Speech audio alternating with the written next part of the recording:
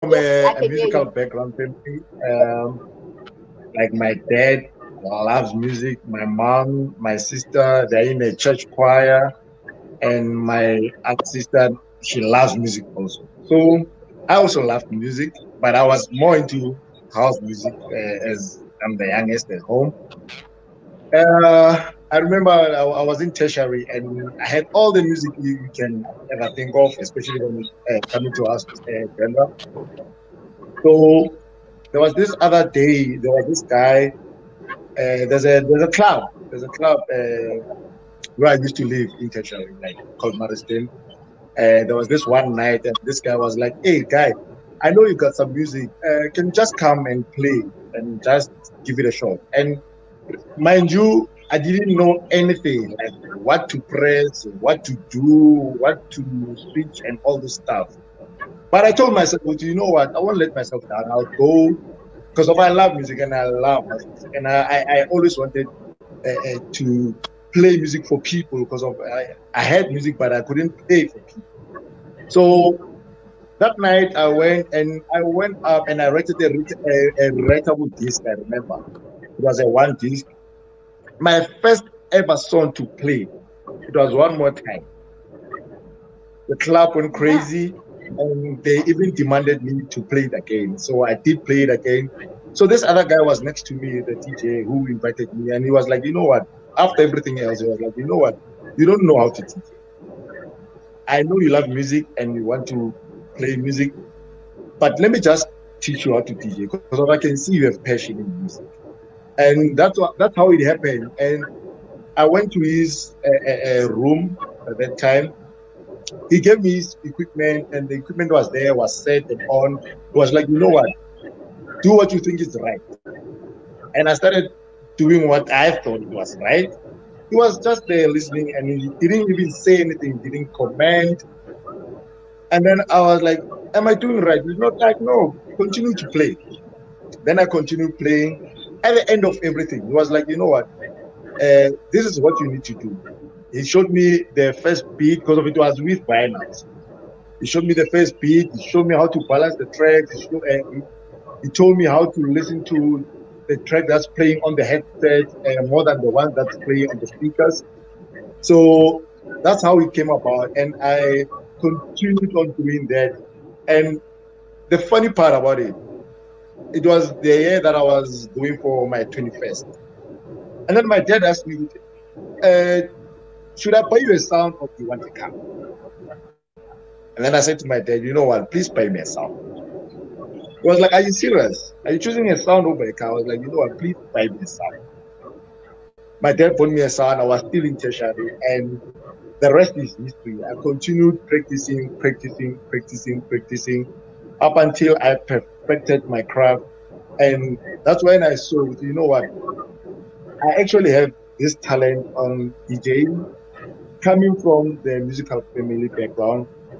And I went back to my hood, Mushakeng, whereby nobody knew that I was a DJ or I know how to DJ and stuff. My friends used to visit me, but you know, they were not sure about my skills or my talent.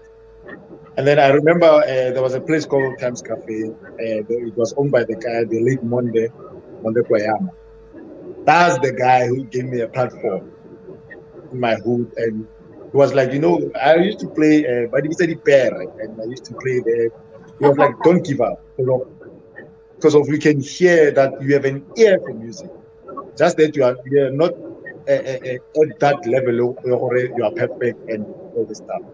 Then I didn't give up, even though I got this bad feedback that way you're playing this, you're playing trash, all this stuff. But I told myself, you know what, I'll do this thing up until I get it right.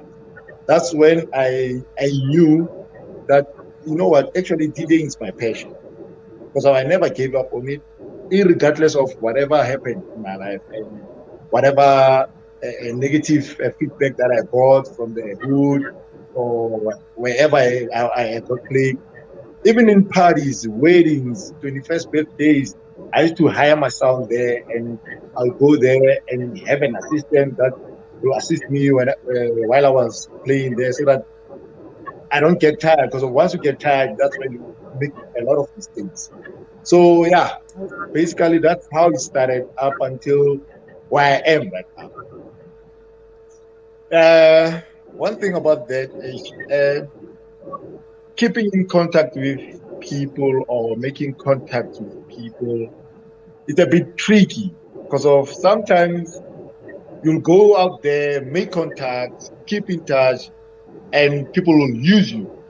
And when they are done with you, they will put you on the sideline. So it's a bit tricky on building the communication and how others will, you will meet them, you have that relationship, build that relationship, only to find out that you are only a threat to them.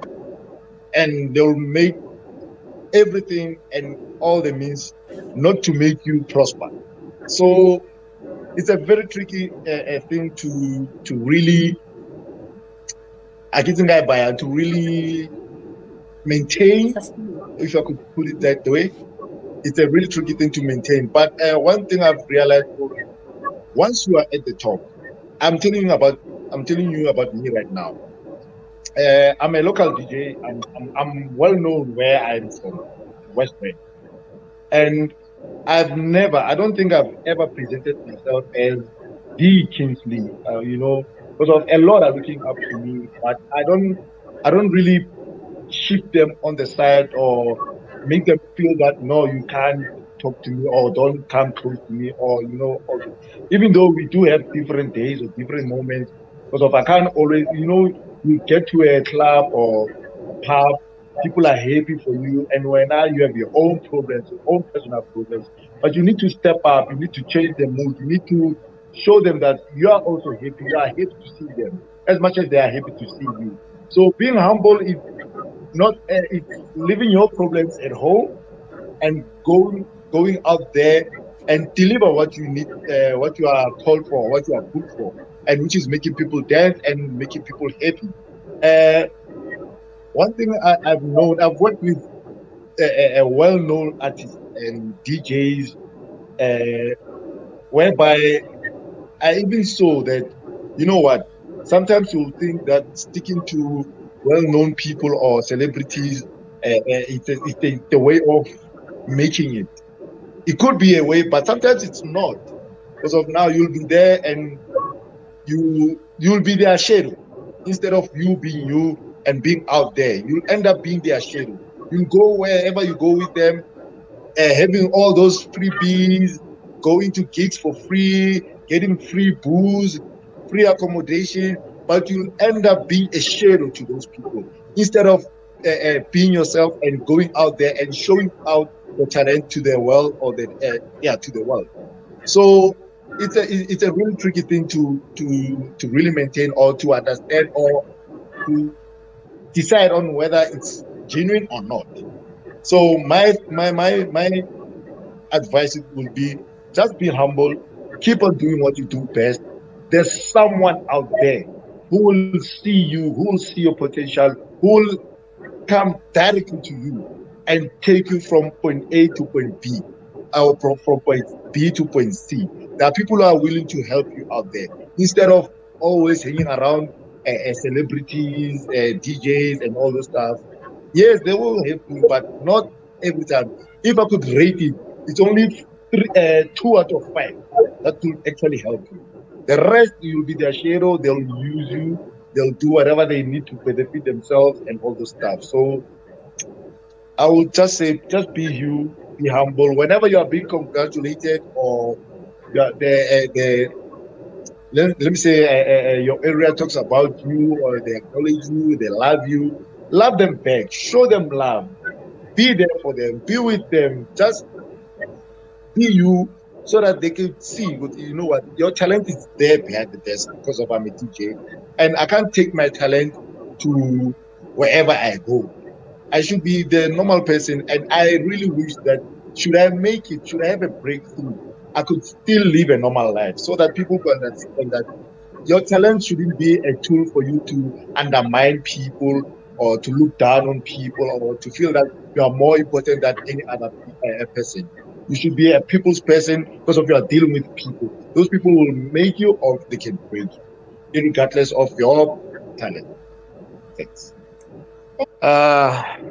Basically, I could say, the trend of, personally, I don't believe in the trend of playing for other DJs more than playing for the crowd or playing for the people. Because of playing for DJs, the DJs know music already. So why are you paying for them instead of paying for people out there who you need to introduce music to them, whom you need to play their popular songs, whom you need to play your taste of music. So in all that, you can't. I think DJs should avoid this trend of playing for their fellow DJs because of now, it's only a minority of DJs instead of playing for the majority of the crowd or the people that you are playing for. Uh, and what I could say, the trend that they could really use or tap into is a trend of always, always, always going out there and finding new music, search for music, download music, buy music. It's good to have hits, by the way, to have radio hits, to have nationwide hits. But now those hits, they come and go. And as they come and go, you'll be there. What you gonna do next? So you should practice downloading music, listening to music, and listen to different genres, by the way. Not only house, you can listen to gospel, you can listen to jazz, because of all those type of genres, they gel into house music or whatever genre that you are DJing for. And I remember there was this other time, and I'm still thinking it's still in the pipeline for me to be a gospel DJ because of I love gospel, and I have never really heard or seen a gospel DJ, and it's something that I'd love to adventure into, so that people understand it's not only about house music. Yeah, there are a whole lot of genres out there that can one be a DJ for.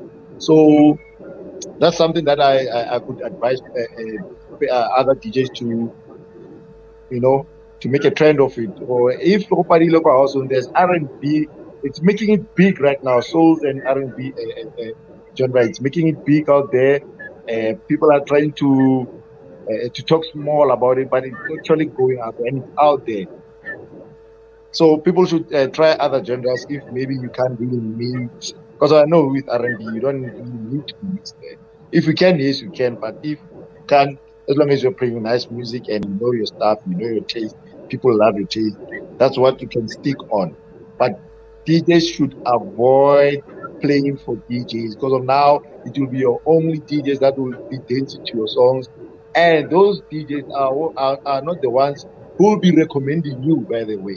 Because of people out there will be recommending you. I always get calls, random calls or texts from people I don't know, and they will tell me, "Hey, I first heard you at Lejava's Bar and Grill. I'm having a graduation party. Can you please?" You see, that's one of the things that you can make it a trend to play for people. Thank you so much. Uh, Kingsley, while you're still on that, what type of genre do you play? And what? Let me start by saying what keeps me going is I have faith and I have belief in myself, and I no matter how long it takes, I think Danny mentioned it good. No matter how long it takes, because of it's a long-term journey. You can't just wake up today just because of you, people love you and then you think you're up there. It's a long journey. And the belief that I have in myself and the faith that I have in myself actually tells me each and every day that I will make it. And I do believe that I will make it. It can be in my 30s, 40s, 50s. I will still enjoy doing music because of that one thing that's driving me to keep on doing, trying every different angles of how can I make it through in the entertainment industry. I remember there was this other time I was submitting my mixes to Josie FM, And how it came about, it's something that can happen at any time. Because I was booked at this other club, the joint in Kagiso. And I went there as normal, and I was playing after this other gentleman, only to find out that the gentleman was from Josie FM. I didn't know.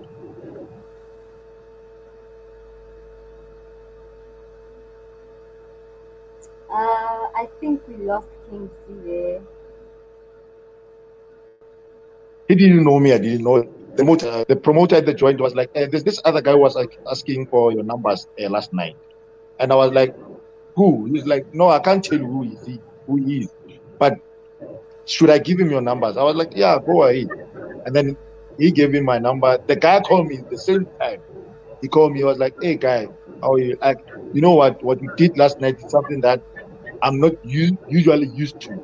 The music that you were playing, I understand it's the genre that you are used to, but how you played it, how you selected it, how you went about it, it's something else." It was like, don't you want to submit your mixes at Joseph?" And I was like, "Are you for real?" He's like, "Yeah, I'm for real. Just do your mixes." He asked me, "Do you have mixes?" I was like, "No, I don't have mixes." He's like, "Do mixes ASAP and submit them to me. I'll give you the link, I'll give you the email, and you submit them."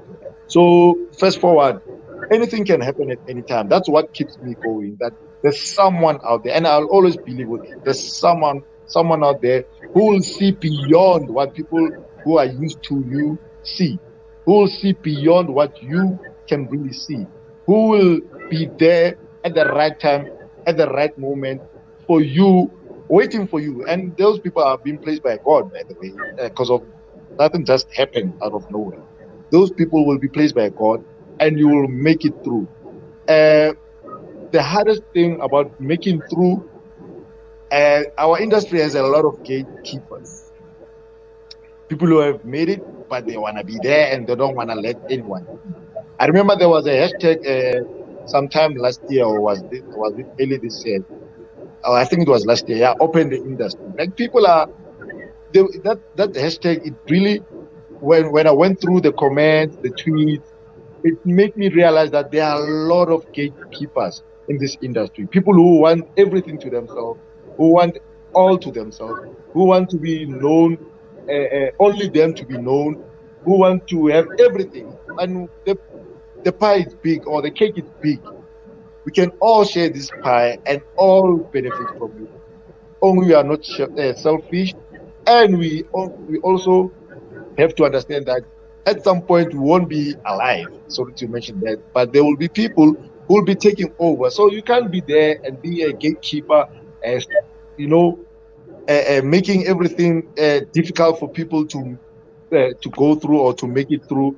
And remember, they are also making out of passion and talent, and they want to make a living out of it as much as you are doing a living out of it. So it's very important to always spot other talents, the young ones that are coming, so that they could be the one. By the way, it's not only you having a breakthrough directly, but you could be nurturing or helping someone, only to find that they will help you at the later stage, and that's how you're gonna make it. So gatekeepers, hey, they are a real obstacle.